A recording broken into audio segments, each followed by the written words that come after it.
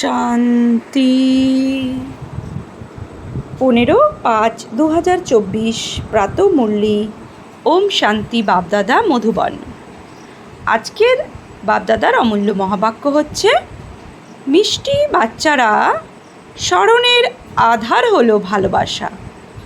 অফুরন্ত ভালোবাসা না থাকলে স্মরণ একরস অর্থাৎ অবিচল থাকে না, আর স্মরণ একরস না হলে ভালোবাসাও প্রাপ্ত করা যায় না।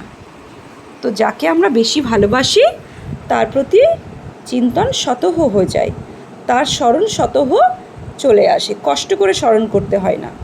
তো সেই জন্য বাবা বলছেন যে স্মরণ একরস, মানে অবিচল থাকতে হবে, তাহলে ভালোবাসাও প্রাপ্ত করা যায়। আর এই অবিচল স্মরণ তখনই হয় যখন ভালোবাসা থাকে, অফুরন্ত ভালোবাসা থাকে।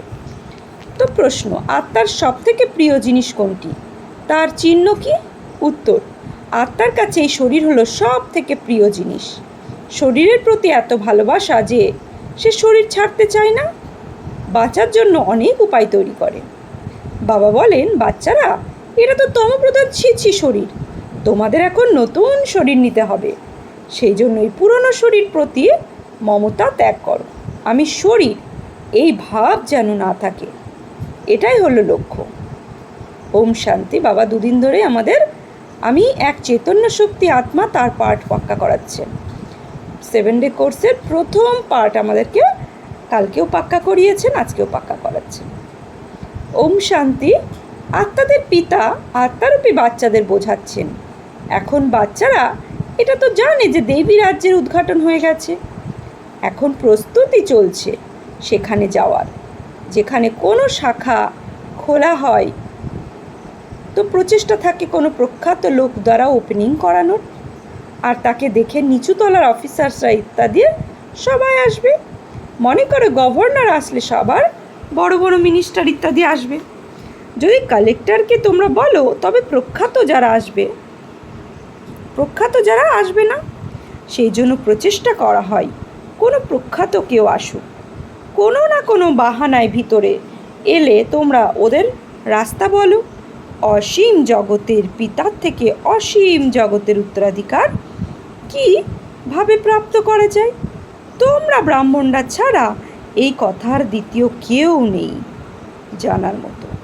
সোজাসুজি এরকম বলো না যে ভগবান এসেছেন।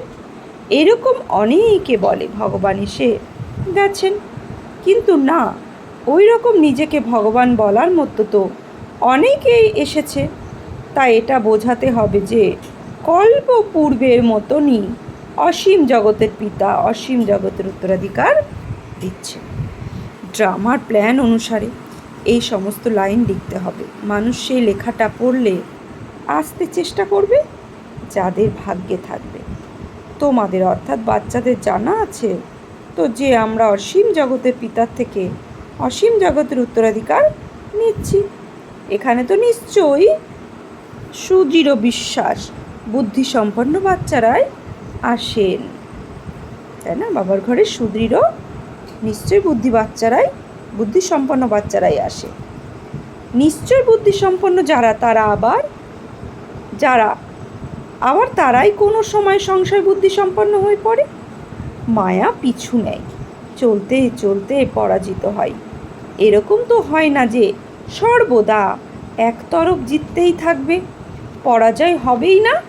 জয় আর পরাজয় দুটিই চলে। যুদ্ধও 3 প্রকারের হয়, ফার্স্ট ক্লাস, সেকেন্ড ক্লাস আর থার্ড ক্লাস। কখনো কখনো যারা যুদ্ধ করে না তারাও দেখার জন্য চলে আসে, সেটাও সেনাতে এসে যায়। বলছে সেটাও অ্যালাউ করা হয় যদি কিছু রং লেগে যায়। আর এই যুদ্ধ করো না, বলছে যদি কিছু রং লেগে যায় আর এই সেনাতে এসে যায়, কারণ দুনিয়ার জানা নেই যে তোমরা হলে মহারথী যোদ্ধা, কিন্তু তোমাদের হাতে হাতিয়ার ইত্যাদি কিছুই নেই। তোমাদের হাতে হাতিয়ার ইত্যাদি শোভনীয় নয়, কিন্তু বাবা তো বোঝান জ্ঞান তলোয়ার, জ্ঞান কাটারি। আর এ কথা তারা স্থূল রূপে মনে করে, স্থূল তলোয়ার দিয়ে দিয়েছে হাতে, স্থূল তো মুখ্য বিষয় হচ্ছে জ্ঞানরূপী তলোয়ার থাকলে মায়াকে বার করে তার উপর বিজয় পেতে পারে। তো সেটার আধ্যাত্মিক রহস্য না জেনে শাস্ত্রে স্থূল তলোয়ার দিয়ে দিয়েছে, তাদের হিংসক করে দিয়েছে। এটা হলো একদম অবোধ ব্যাপার। বাবা ভালোভাবেই এটা বলছে, বাবা ভালোভাবেই জানেন যে কারা ফুলে পরিণত হবে। সেটা তো বাবা নিজেই বললেন, ফুলের সমান বাচ্চা বা ফুলের সমান থাকতে চাই, অর্থাৎ বাবার বাচ্চাদের মধ্যে ফুলে পরিণত হয়। তো সেটা তো বাবা নিজেই বলেন, ফুলের সমান থাকা চাই। সার্টেনলি এই ফুলে পরিণত হয়, বাবা নাম করেন না, নইলে তো আর ফুলে পরিণত হয়। বলছে নইলে তো আর সবাই বলবে আমরা কি কবে কাঁটা হব। বাবা প্রশ্ন করেন, নর থেকে নারায়ণ কারা হবে? তো সকলের হাত তোলে। এ তো নিজেরাই বোঝে যে বেশি সার্ভিস করে থাকলে স্মরণও তারই হবে। এক রসভাবে তো কেউই স্মরণ করতে পারে না। স্মরণ করতে পারে না, তাই ভালোবাসাও নেই। ভালোবাসার জিনিসকে তো খুবই স্মরণ করতে হয়। বাচ্চারা ভালোবাসার মতো হলো বাবা মা কোলে তুলে নেয়। বলছে বাচ্চারা ভালোবাসার মতো হলে বাবা মা কি হয়, কোলে তুলে নেয়। ছোট বাচ্চারাও হলো ফুল। বাচ্চারা যেমন তোমাদের হৃদয়ে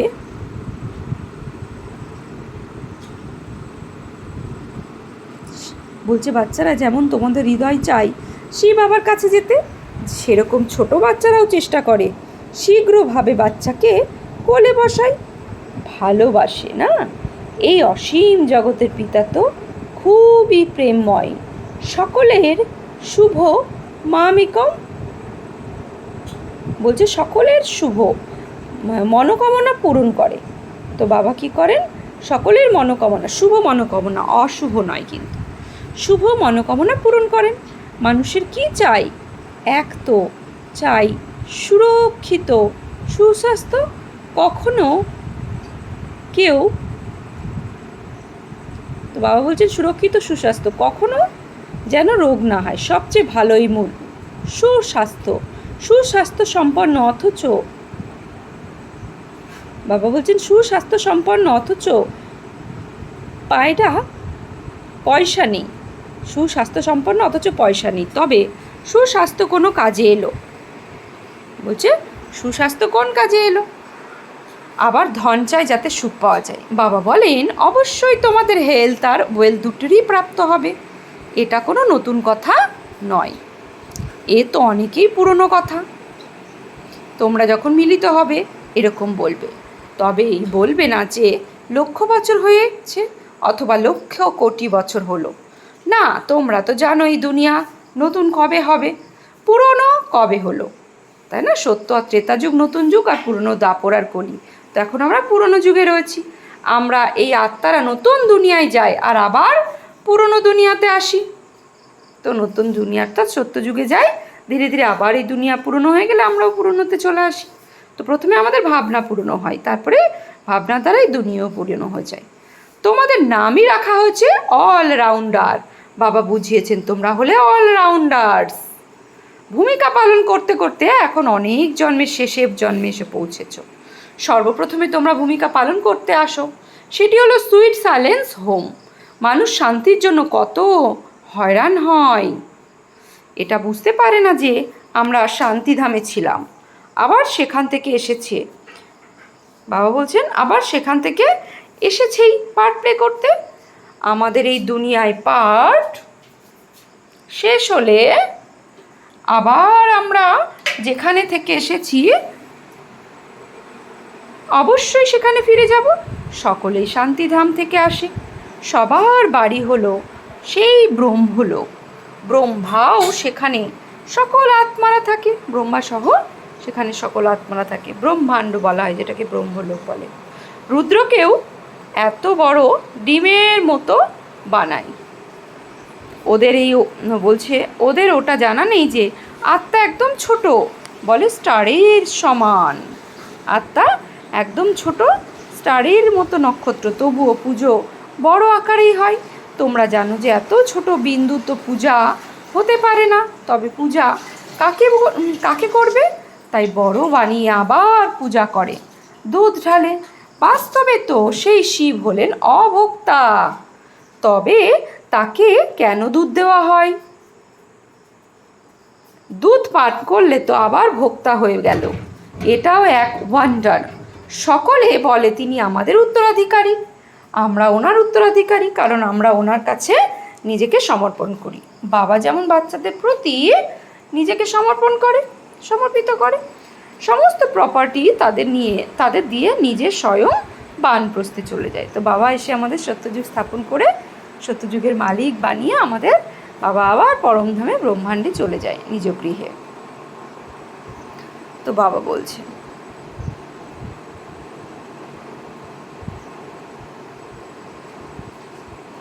হ্যাঁ, তো বাবা বলছেন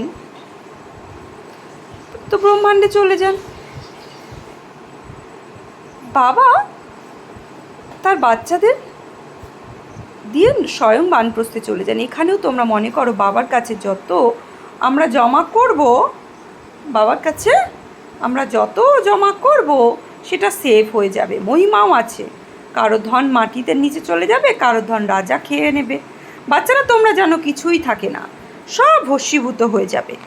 এরকমও নয়, মনে করো অ্যারোপ্লেন দুর্ঘটনায় বিনাশ হলে চারিদিকে জিনিস পাওয়া যায়, কিন্তু চোর ইত্যাদি নিজেরও শেষ হয়ে যাবে। এই সময় চুরি ইত্যাদি বন্ধ হয়ে যাবে। নইলে তো এয়ারপ্লেনে দুর্ঘটনা ঘটবে, তো প্রথমে সব জিনিস চোখের হাতে আসে। তখন আবার জঙ্গলে জিনিস লুকিয়ে ফেলে। সেকেন্ডের কাজ সারে। নানানভাবে চুরি করে, কেউ রয়্যালিটিতে, কেউ আনরয়্যালিটিতে। তোমরা জানো এই সব বিনাশ হয়ে যাবে, আর তোমরা সমগ্র বিশ্বের মালিক হয়ে যাবে। তোমাদের কোথাও কিছু খুঁজতে হবে না। তোমরা তো অনেক উঁচু ঘরে জন্ম নাও, পয়সার দরকার নেই। রাজাদের কখনো পয়সা নেওয়া খেয়ালই হয় না, কারো কাছে না হাত পাতবে না কিছু নেবে। দেবতাদের তো একদমই থাকে না নেওয়ার ভাবনা। বাবা তোমাদের এত সব কিছু দিয়ে দেন, কখনো চুরি চামারি ঈর্ষা ইত্যাদির ব্যাপার নয়। তোমরা একদম ফুল হয়ে ওঠো। কাঁটা আর ফুল একসাথে থাকতে পারে না। বুঝি কাঁটা আর ফুল, তাই না? এখানে সব কাঁটা আর কাঁটা, অর্থাৎ সবাইকে দুঃখ দেয়। কাঁটা মানে দুঃখ দেয় বিধিয়ে দিলে। আর বাবা বলছেন কাঁটা আর ফুল তো তাই না, এখানে সব কাঁটা আর কাঁটা। যারা বিকার ছাড়া থাকতে পারে না তাদের অবশ্যই কাঁটাই বলতে হবে। রাজা থেকে শুরু করে সবাই হলো কাঁটা। তাই তো বাবা বলেন আমি তোমাদের লক্ষ্মী নারায়ণের মতো গড়ে তুলছি, অর্থাৎ রাজাদের রাজা করে তুলছি। এই কাঁটা ফুলের সামনে গিয়ে বাধা বলছে মায়া ঝোকায়।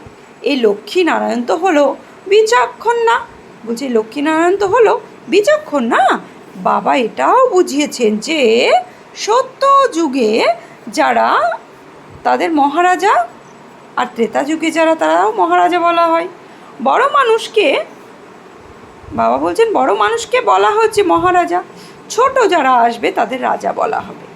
মহারাজার দরবারে প্রথম প্রাপ্ত হবে, মহারাজার দরবারে প্রথম হবে। অনেক রকম বলছে তো থাকে, আসনও নম্বর অনুযায়ী প্রাপ্ত হবে। মনে করো যারা না আসবে, বলছে যারা না আসার তারা কেউ যদি কেউ এসে যায় তাহলে প্রথমে আসন দেওয়ার হয়, তাদের মর্যাদা রাখতে হয়। তোমরা জানো আমাদের মালা তৈরি হয়, এটাও তোমাদের অর্থাৎ বাচ্চাদের বুদ্ধিতে আছে, আর কারোর বুদ্ধিতে নেই। রুদ্রমালা তুলে নিয়ে ঘোরাতে থাকে, তোমরাও তো ঘোরাতে অনেক বস্ত্র বলছে অনেক মন্ত্র জপ করতে। বাবা বলেন এটাও হলো ভক্তি। তো মন্ত্র জপ করা এটা হলো ভক্তি। এখানে তো একের স্মরণে থাকা, অর্থাৎ এক পরমপিতা পরমাত্মা নিরাকার জ্যোতিবিন্দু, তার স্মরণে থাকা। আর বাবা বিশেষভাবে বলেন মিষ্টি মিষ্টি আত্মারূপী বাচ্চারা, ভক্তি মার্গে দেহ অভিমানের কারণে তোমরা সবাইকে স্মরণ করতে, এখন মামেকম স্মরণ করো। এক বাবাকে পেয়েছো, তাই উঠতে বসতে বাবাকে স্মরণ করলে অনেক খুশি হবে। বাবাকে স্মরণ করলে সমগ্র বিশ্বের বাদশাহী প্রাপ্ত হয়। যত টাইম কম হতে থাকবে ততই মায়া বলতে শীঘ্র সম্ভব স্মরণ করতে থাকবে, ততই যথাশীঘ্র সম্ভব স্মরণ করতে থাকবে। দিনে দিনে ক্রমশ চন্দন অগ্রসর হতে থাকবে, চলন দিনে দিনে ক্রমশ চলন অগ্রসর হতে থাকবে। আত্মা কখনো ক্লান্ত হয় না। শরীরের দ্বারা কেউ পাহাড় পর্বতে চড়তে তো ক্লান্ত হয়ে যাবে। বাবাকে স্মরণ করতে হবে। কি করতে হবে? তোমাদের কোনো ক্লান্তি আসবে না। বাবাকে যত স্মরণ করবে ক্লান্তিমুক্ত হয়ে যাবে, খুশিতে থাকবে। বাবাকে স্মরণ করে সামনে এগোতে থাকবে। অর্ধকল্প বাচ্চারা পরিশ্রম করেছে শান্তিধামে যাওয়ার জন্য। তো এম অবজেক্ট কিছুই জানা নেই। বাচ্চারা, তোমাদের তো পরিচয় আছে, কিন্তু ভক্তিমার্গে যারা আছে তাই তো সব কিছু করেছিল। তিনি বলছেন এখন আমাকে স্মরণ করো। তোমরা খেয়াল করো বাবা ঠিক বলছেন নাকি। তারা তো মনে করে জলের দ্বারাই পবিত্র হয়ে যাবে। জল তো এখানেও আছে। এই গঙ্গা জল হলো কি না, এটা তো একত্রিত করার বৃষ্টির জল। কর্নার থেকে আসতেই, এটাই প্রকৃতি। বলছে কর্নার থেকে আসতেই তাকে গঙ্গা জল বলা হয় না, কখনো বন্ধ হয় না। এটাই প্রকৃতি। বৃষ্টি থেমে যায় কিন্তু জল আসতেই থাকবে। বৈষ্ণবরা প্রায়শই কুয়োর জল পান করে। এক পক্ষ মনে করে এটাই হলো পবিত্র, দ্বিতীয় পক্ষ আবার পতিত হতে পবিত্র হওয়ার জন্য গঙ্গায় স্নান করতে যায়। একে তো অজ্ঞানতাই বলবে। বৃষ্টি জল তো ভালোই হয়। এটাকে ড্রামার বিস্ময় বলা হয়। প্রকৃতির বিস্ময় প্রদত্ত, ঈশ্বর প্রদত্ত। বীজ কত ছোট, তার কত বড়, বলছে বীজ কত ছোট, তার থেকে কত বড় বের হয়, বৃক্ষ কত বড় বের হয়। এটাও জানো, ধরণী অনুর্বর হয়ে গেলে কোনো শক্তি থাকে না, স্বাদ থাকে না। বাচ্চারা, বাবা তোমাদের এখানেই সব অনুভব করার স্বর্গ কেমন হবে এখন তো নেই, ড্রামাতে এটাই নির্ধারিত। বাচ্চাদের সাক্ষাৎকার হয়, সেখানকার ফল ইত্যাদি কত ভালো মিষ্টি হয়। তোমরা ধ্যানে দেখে এসে শোনাও। আবার এখন বাবা বলছে আবার এখন যারা সাক্ষাৎকার করে তারা সেখানে যখন যাবে তখন সেই চোখের দ্বারা দেখবে, মুখের দ্বারা খাবে। যাত্রায় সাক্ষাৎকার করে তারা সবাই চোখের দ্বারা দেখবে। তারপর সব নির্ভর করে পুরুষার্থের ওপর। যদি পুরুষার্থ না করবে তো কি পথ পাবে? তোমাদের পুরুষার্থ চলছে, তোমরা ওই রকম হবে। এই বিনাশের পরে লক্ষ্মীনারায়ণের রাজ্য হবে, এটাও এখন বোঝা যায়। পবিত্র হতেই কি টাইম লাগে। স্মরণের যাত্রায় হলো মুখ্য। দেখা যাক, কি বলছেন বাবা? দেখা যায় ভাই বোন মনে করলেও ঠিক হয় না। বোন ভাই মনে করলেও ঠিক হয় না। এখন আবার বলা হয় ভাই ভাই মনে করো। বোন ভাই মনে করলেও দৃষ্টি বদলায় না। তাই ভাই ভাই দেখলে পরে শরীর থাকে না। আমরা সবাই হলাম আত্মা, শরীর নেই। যা কিছু এখানে দেখা যাচ্ছে সে তো বিনাশ হয়ে যাবে। এই শরীর ছেড়ে তোমাদের অশরীরী হয়ে যেতে হবে। অর্থাৎ শ্রীমদ্ভগবদ্গীতাতে অর্জুনকে বলেছে, হে অর্জুন, তুমি কার জন্য শোকতাপ করছো? আমি তো সবাইকে মেরেই রেখেছি। তো বাবা বলছেন যে তো বিনাশ হয়েই যাবে। মনে করলেই দৃষ্টি বদলায় না। ভাই ভাই দেখলে পরে দৃষ্টি বদলায়, শরীর থাকে না। তো যা কিছু এখানে দেখছো সেসব বিনাশ হয়ে যাবে। এই শরীর ছাড়া তোমাদের অশরীরী হয়ে যেতে হবে। তোমরা এখানে এসেছোই এটা শিখতে যে আমরা এই শরীর ছেড়ে কিভাবে যাব। লক্ষ্য তো আছে। শরীর তো আত্মার খুব প্রিয়, শরীর যেন না যায় তার জন্য আত্মা কত ব্যবস্থাপনা করে। কখনো না আমাদের এই শরীর ছেড়ে যায়। আত্মার এই আত্মার এই শরীর খুবই প্রীতি। বাবা বলে এটা তো খুব হলো পুরনো, তোমরাও এলে বলছে তোমরা হলো শতপ্রধান, তোমাদের আত্মা হলো ঘৃণ্য, তাই দুঃখী অসুস্থ হয়ে পড়ে। বাবা বলেন এখন শরীরের প্রতি যেন প্রেম না থাকে। এটা তো হলো, বাবা কি বলছেন, এটা তো হলো পুরনো শরীর, এখন তোমাদের নতুন ক্রয় করতে হবে। কোনো দোকান রাখা হয়নি যেখান থেকে ক্রয় করতে পারা যাবে। তখন আবার শরীরও পবিত্র প্রাপ্ত করতে হবে তোমাদের, 5 তত্ত্বও পবিত্র হয়ে যাবে। বাবা সব কিছু বুঝিয়ে আবার বলেন মন মনো ভাব, অর্থাৎ মনে মনে আমার ভাব উৎপন্ন করো। আচ্ছা, মিষ্টি মিষ্টি হারানি দি বাচ্চাদের প্রতি মাত পিতা বাপ দাদার স্মরণে স্নেহ সুমন আর সুপ্রভাত। আত্মাদের পিতা তার আত্মারূপী বাচ্চাদের জানাচ্ছে নমস্কার, আমরা আত্মারূপী বাচ্চারা আত্মারূপী বাপ দাদাকে জানাচ্ছি নমস্কার। ধারণার জন্য মুখ্য সার, আমরা হলাম শিব বাবার উত্তরাধিকারী আর উনি হলেন আমাদের উত্তরাধিকারী। এই নিশ্চিন্ততার সাথে বাবার কাছে সম্পূর্ণরূপে সমর্পিত হতে হবে। যত বাবার কাছে জমা করবে ততই সেফ হয়ে যাবে। বলা হয়ে থাকে কারোর ধন মাটিতে নিচে চলে যায়, কারোর ধন রয়ে যায়।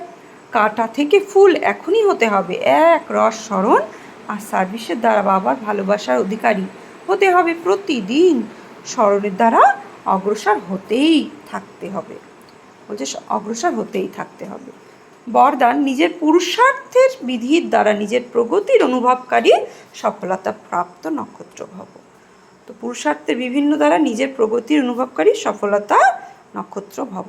যারা কিছু পুরুষার্থের বিধিতে নিজের প্রগতি বা সফলতা অনুভব করে তারাই হলো সফলতার নক্ষত্র। তাদের সংকল্প নিজের পুরুষার্থের প্রতিও কখনো জানি না হবে কি হবে না, করতে পারবে নাকি, তো করতে পারবে না, এই অসফলতার অংশমাত্রও অনুভব করবে। বলছে নিজের প্রতি সফলতাকে অধিকার রূপে অনুভব করবে, তাদের সহজ আর স্বতঃ সফলতা প্রাপ্ত হতে থাকবে। স্লোগান, সুখ স্বরূপ হয়ে সুখ দাও, তবে পুরুষার্থের আশীর্বাদ অ্যাড হয়ে যাবে। সুখ স্বরূপ হয়ে সুখের দান করো, তবে পুরুষার্থের আশীর্বাদের অ্যাড হয়ে যাবে। আজকের সমান হচ্ছে আমি সফলতা যুক্ত নক্ষত্র, ধরতির ওপর সফলতা যুক্ত নক্ষত্র। ওম শান্তি।